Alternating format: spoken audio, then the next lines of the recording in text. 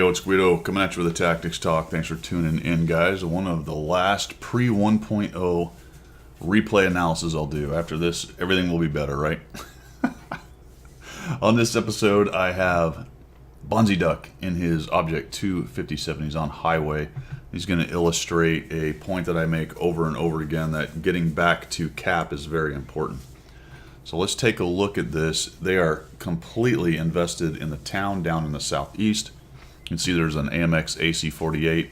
There's a Mod 1 hanging out by the bridge down there, and they sent nobody along the AB lines. So he's going to cross here. If you're going to do this, keep your turret ready because another fast tank, such as a T-10, might be there. And take those shots because he just took, what, 403 hit points from that guy? I'm trying to find him, can't quite get there. Taking a look, where's that T-10? Oh, yep. Artillery. Some guy in the very back of the map. Now he's going to show you why this is a little bit dangerous. You're lucky you didn't get hit in the side right there. I would not poke my front end out that much. Now watch the ridiculousness of the 257. He's got it angled. He's keeping his pike nose from being exposed. Quite a bit of angle right there. He's got ridiculous angles on the side of this thing. And they're just going to have a real bear of a time doing any kind of damage to him.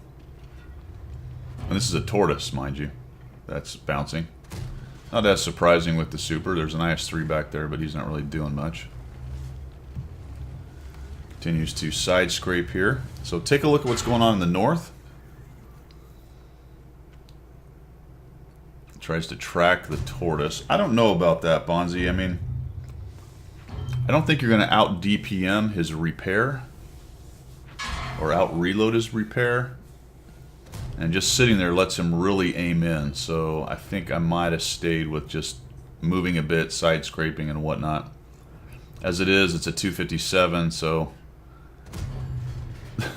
even a tortoise decides to leave the 257 alone. That's quite telling, actually. Okay, so look over there. The AC is dead. Nothing's really been spotted, but the AC is dead. There's a T-30 north on the road at about, what, E9, but everyone else is here in town.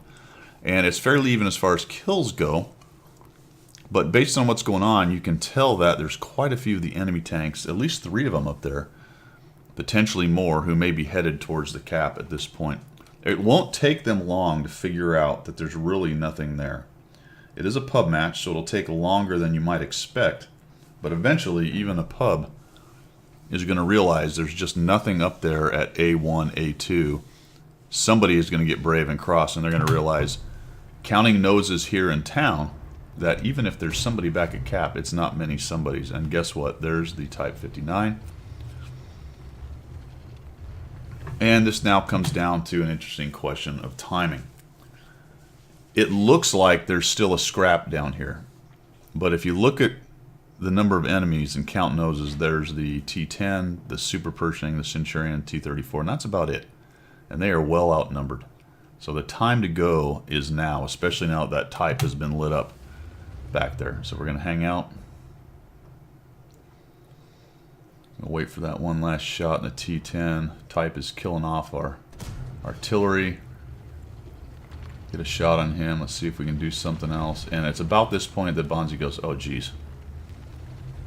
There's a T-28 as well. Down goes one of the artillery, and he starts trucking. So it's really a fine line, right? He was in the middle of the scrap. He probably had noted that they were weak up there. They clean up down in the south, so there was probably a good 10-15 second area where, had a faster decision been made, he might get back. Now I'm going to speed this up. There is an artillery involved. The 53, 55 comes back here. Turns around and looks for a splash. The T-30's coming in. Now they've got a light. And this is unfortunate because the Type gets stunned but doesn't take any damage. So it doesn't actually reset, and that's unfortunate. And just a little slow to get in there. Unable to stop the cap from happening. And smart move on the enemy team's part. They could tell that they had lost down there in the southeast. and based on what was left, they were unlikely to stop a push. Now, look at where all the tanks are. The prototype, the Super, the 32, the 704 are all pushing onto cap. That makes absolutely no sense whatsoever. There was no way they were going to push up on cap and out-cap the enemy. Every single tank they had should have turned back. Would they have got there? No, they're probably all even a little slower or maybe as fast as the 257, but that's not the point. The point is the principle of it. If you're one of those 4 players, you are completely and utterly wrong. You went the wrong way. You had to stop the cap, clean up whatever's there, and then once you kill off the cap guys, there's only 3 or 4 of them left, and you clean the rest up at your leisure. I think there's a lot of people that would argue, well, I can't get back, so I just keep pushing. Well, that's just a terrible, terrible way to look at it. If the arty had reset, maybe the T-30 and Bonzi get killed. If you're on the way, then you're the second wave. You get in there and you clean those guys up. Because you've got to go where the immediate threat is. Quit relying on other people to do the dirty work. Get in there, get back, clear off the cap, and go. Bonzi, tough loss right there, man. You did see it. You saw it just a little late. I'm not even saying I would have necessarily saw it on time either. I've found myself in that position many times. You get really fixated looking down the soda straw at the fight that you're in. You win, you look up, next thing you know there's 3 guys on your cap. You look at the replay and you realize, wow, I should have seen that coming. But that's where you just have to take that experience and try to apply it to the next fight. And maybe had you pulled out of there 10, 15 seconds earlier, you would have got back to the cap. Like I said, though, it's a tough call because there were still quite a few tanks fighting down there in the southeast. Brings to one last point, which is kind of interesting. I talk a lot about the critical terrain and always go to the critical terrain. I say that because I assume there will always be somebody who goes to the other places.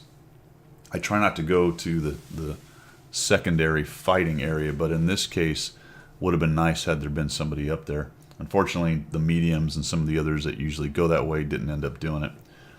So all sides need to be watched. A pure lemming train is not the best idea, but you do want to send the majority of your power into the critical area. It's just that your team really lacked being able to hold on to the cap. The T-30, I think, bears a lot of responsibility because he was hanging back there anyway, doing nothing really. Maybe he might have been trying to shoot guys on the side who were way over here, or maybe he was looking down in this area. But once he saw that T-59 showing up, he should have already been trucking back there.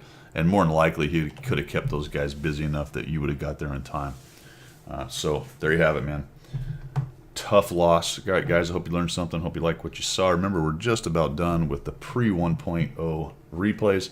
Once you start getting some interesting ones with the new 1.0 patch, please send them in, and we will continue on. See ya.